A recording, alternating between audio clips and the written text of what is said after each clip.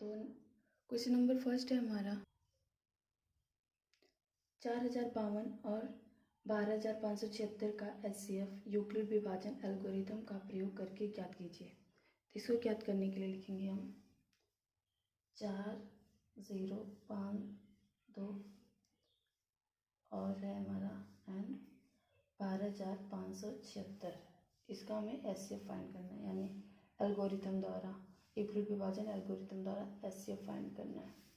लिखेंगे 4052 1 2 5 7 6। यहाँ पे लिख लेते हैं हम यूक्लिड विभाजन एल्गोरिथम द्वारा यूक्लिड विभाजन एल्गोरिथम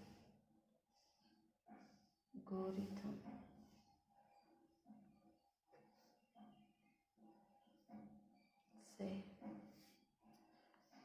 तो यहाँ लिखेंगे 12 5 7 6 बराबर, और इसको यहाँ पर लिखेंगे 4 0 5 2। जितनी बार भाग जाएगी गुणा करके वो लिखेंगे, तो भाग जा रही है हमारे 3 बार, तो लिखेंगे हम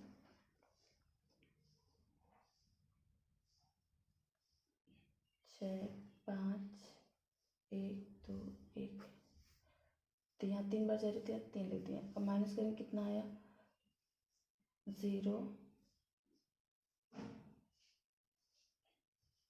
0 2 आएगा 2 4।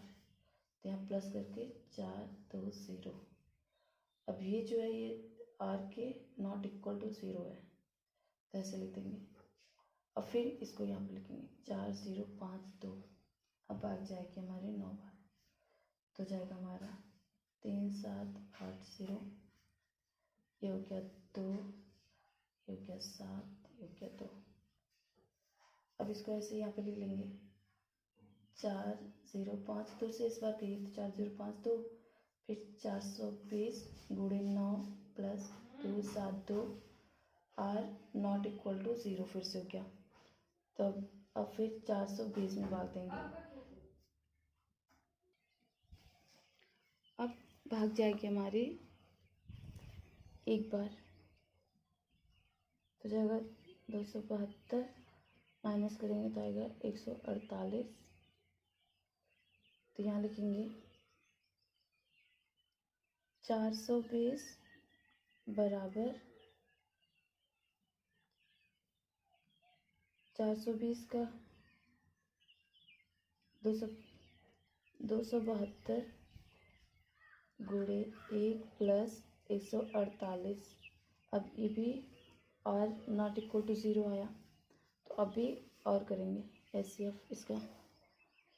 तो यहाँ पे जगह नहीं, यहाँ पे लिख लेते हैं 148 और फिर 272, फिर एक बार भाग जाएगी तो 148 हो गया, ये हो गया 4, ये हो गया 2, यहाँ पे 1। 148 एक बार जाएगी भाग तो जाएगी 124, ये हो गया 4, ये हो गया 2, ये 124। तो 24 का भाग अब करेंगे तो 2 छक्के 12, 5 बार जाएगी तो 5 चौक को 20, 5 दूना 10, 2 12, ये हो गया 4, ये कट गया तो ये 24, 4 छक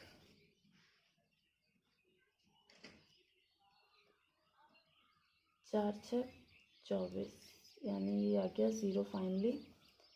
तो 420 तक हम कर रहे थे यहाँ तक।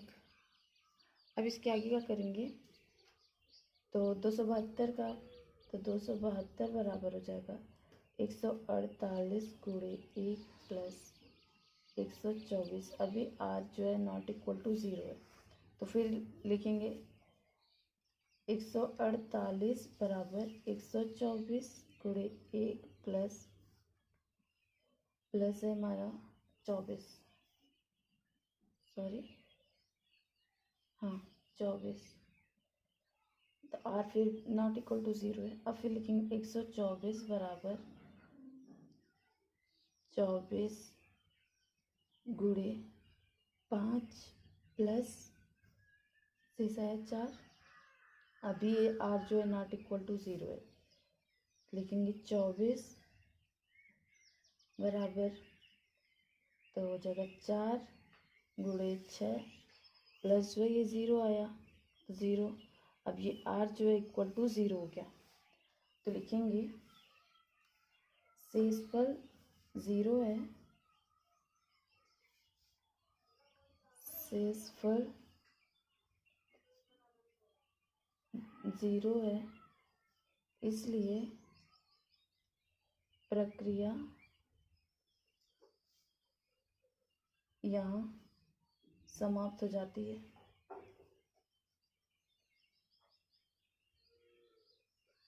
समाप्त हो जाती है क्योंकि इस स्थिति में भाजक 4 है, इस स्थिति में भाजक जो है वो 4 है, तो इसलिए 4552 और 12576 का HCF 4 है। लिखेंगे HCF 4052 12576 बराबर 4। ये हमारा जो है फाइनल आंसर आ गया, HCF 4।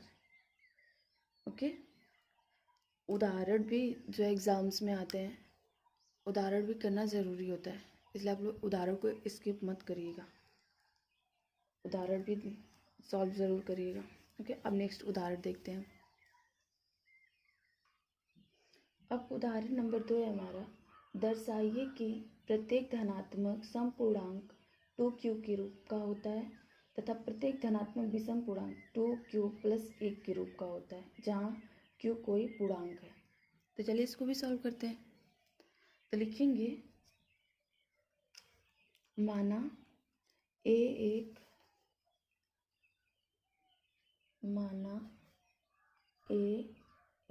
धनात्मक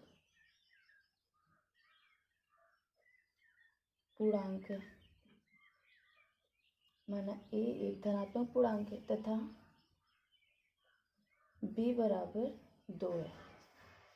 तो जब b बराबर 2 है तो b को हम भाजक मान लेंगे और ये भाग इसमें देंगे a में, तो जाएगा q यहाँ पे हो जाएगा और रिमाइंडर जो बचेगा वो हमारा r। अब r बराबर हम मान लेंगे 0 1, इससे कम मानते हैं तो 0 1 तक जाएगा, 2 तो जो होगा नहीं क्योंकि 2 से कम तक मानते हैं, तो 0 हो जाएगा 1 हो जाएगा, ये हो गया। तो अब हो गया a बराबर, अब लिखते थे ना a बराबर ये 2 इंटू क्यू, यहाँ पे b रहता था, यहाँ पे q, तो b q हो जाता था, तो यहाँ पे हो जाएगा 2q प्लस और ये शेषफल यानी रिमाइंडर r। ये अब लिखेंगे यूक्लिड विभाजन प्रमेयिका से। अब चूँकि a बराबर 2q प्लस r है, जहाँ हम r बराबर माने हैं 0 और 1 माने हैं। अब r बराबर जब रखेंगे हम 0 और 1 तो हो जाएगा, चूँकि a के संभव मान ज्ञात करने ना, a के संभव मान हो जाएगा 2q और यहाँ पे 0 रखेंगे तो इस 0 तो लिखेंगे नहीं, तो हो जाएगा 2q तथा जब 1 रखेंगे तो हो जाएगा 2q प्लस 1। ये हो गया। अब यहाँ पे लिखेंगे यदि a बराबर 2q तब यहाँ एक सम संख्या होगी, क्योंकि यहाँ 2 एक गुणनखंड है, 2 यहाँ पे जब गुणनखंड है तो यहाँ पे ये सम संख्या क्यों होगी। अगर q बराबर 1 भी मानेंगे तो हो जाएगा 2 भी तो सम संख्या, 2 मानेंगे तो 2 दूना 4, ये भी सम संख्या होती है, 3 मानेंगे 3 2 जा 6, ये भी सम संख्या, इसलिए यह एक सम संख्या होगी a बराबर 2q। साथ ही एक धनात्मक पूर्णांक या तो सम हो सकता है या विषम। तो जो धनात्मक पूर्णांक यहाँ पे हो सकता है वो सम भी हो सकता है और विषम भी हो सकता है। तो ये हो गया। अब लिखेंगे चूँकि कोई भी धनात्मक विषम पूर्णांक, चूँकि कोई भी धनात्मक विषम पूर्णांक 2q + 1 के रूप का होगा। ओके, अब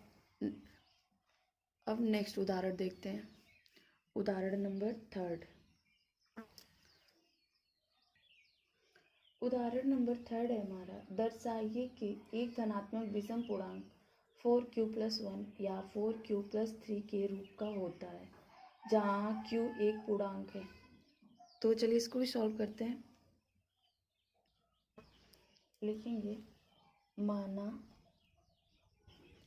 a एक धनात्मक विषम पूर्णांक है, क्योंकि यहाँ पे विषम पूछा है तो इसलिए यहाँ पे विषम लिखेंगे, विषम पूर्णांक a को मानेंगे। तथा b बराबर मान लेंगे हम 4, क्योंकि यहाँ पे 4q + 1 पूछा है तो 4 मानेंगे तभी आएगा हमारा। तो b बराबर 4 मान लिए। अब लिखेंगे जैसे उसमें भाग किए थे ऐसे यहाँ पे करेंगे, तो लिखेंगे 4a q बार भाग जाएगी तो रिमाइंडर आएगा r। अब यहाँ पे r बराबर हम 0 भी मानेंगे, 1 भी मानेंगे, 2 भी मानेंगे, 3 भी मानेंगे, लेकिन 4 से ज़्यादा नहीं मान सकते, 3 से कम ही मानेंगे 4 के अंदर में। तब लिखेंगे यूक्लिड विभाजन प्रमेयिका से, यूक्लिड विभाजन प्रमेयिका से a बराबर हो जाएगा हमारा 4q + r, जहाँ r बराबर 0, 1, 2, 3 है। अब a के संभव मान, a के संभव मान हो जाएंगे हमारा, ये बराबर हो जाएगा 4q, इसकी जगह जब रखेंगे, इसकी जगह r की जगह 0 तो हो जाएगा 4q, फिर रखेंगे r की जगह 1 तो हो जाएगा 4q + 1, फिर रखेंगे 2 तो हो जाएगा 4q + 2, फिर रखेंगे 3 हो जाएगा 4q + 3। ये संभव मान हो गए।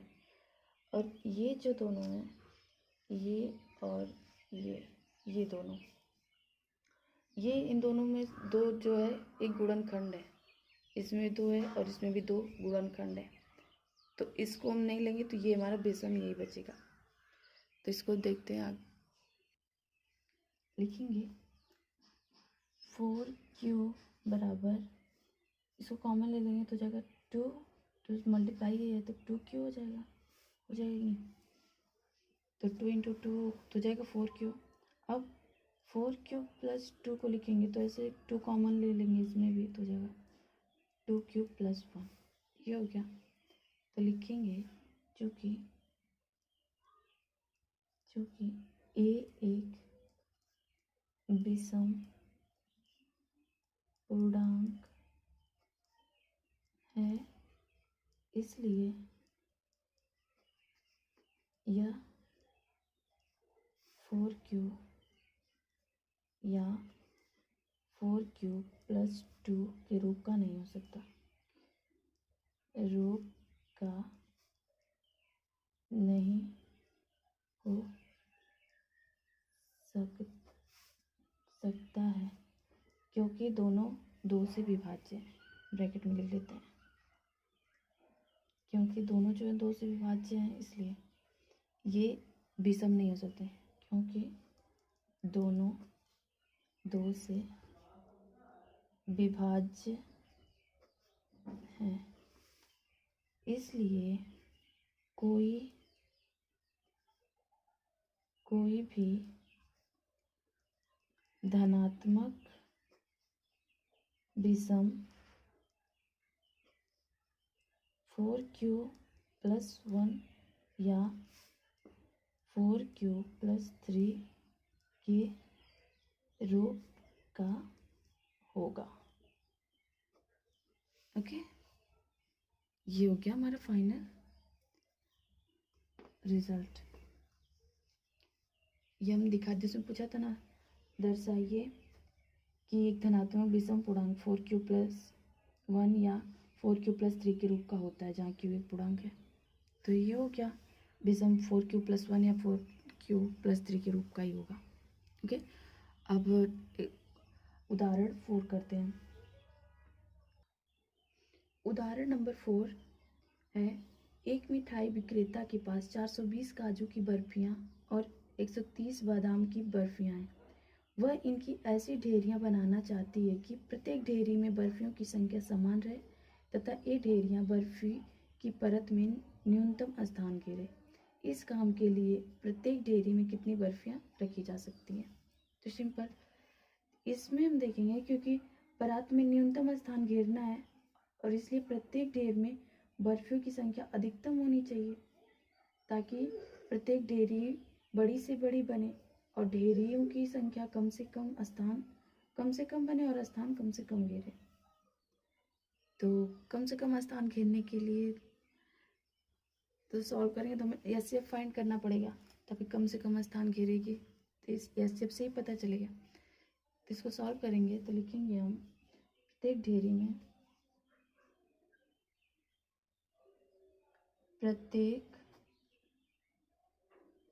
ढेरी में प्रत्येक ढेरी में बर्फियों की संख्या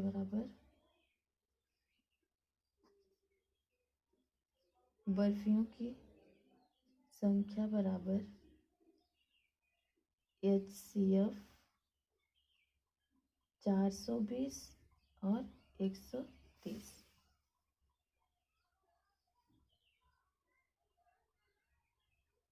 चार सौ बीस और 130 हो गया। तो इसको सॉल्व करना पड़ेगा हमें यूक्लिड विभाजन प्रमेय से।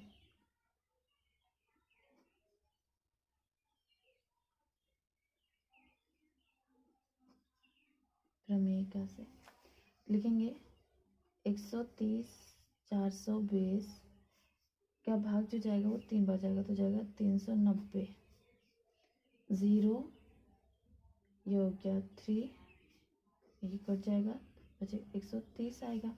फिर जाएगा हमारा भाग 4 बार, तो जाएगा 120, 0 1 बचा 30, 10 त्याएँ 30 हो गया। तो बचा हमारा फाइनल आर जो है 0 बचा।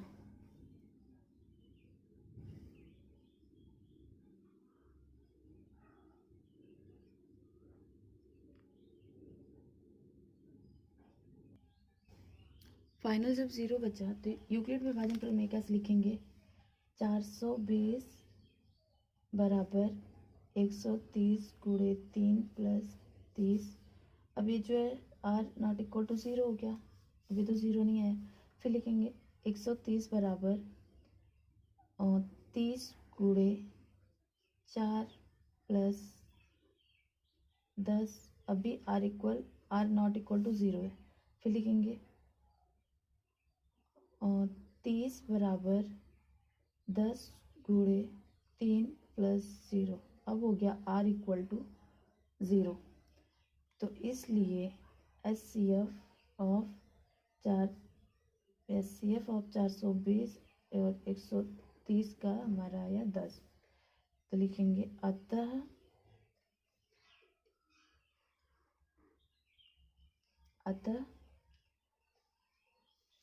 प्रत्येक ढेरी में बर्फियों की संख्या 10 आएगी। प्रत्येक ढेरी में बर्फियों की संख्या बराबर जाएगा वो 10 आएगा। ये हमारा फाइनल आंसर हो गया। तो आज हम उदाहरण पूरा कंप्लीट कर लिए। अब कल से क्वेश्चन करेंगे हम लोग। ओके, आपको वीडियो पसंद आए तो please like share and subscribe करें, और अगर सब्सक्राइब कर लिए हैं तो उसके लिए धन्यवाद। मिलते हैं नेक्स्ट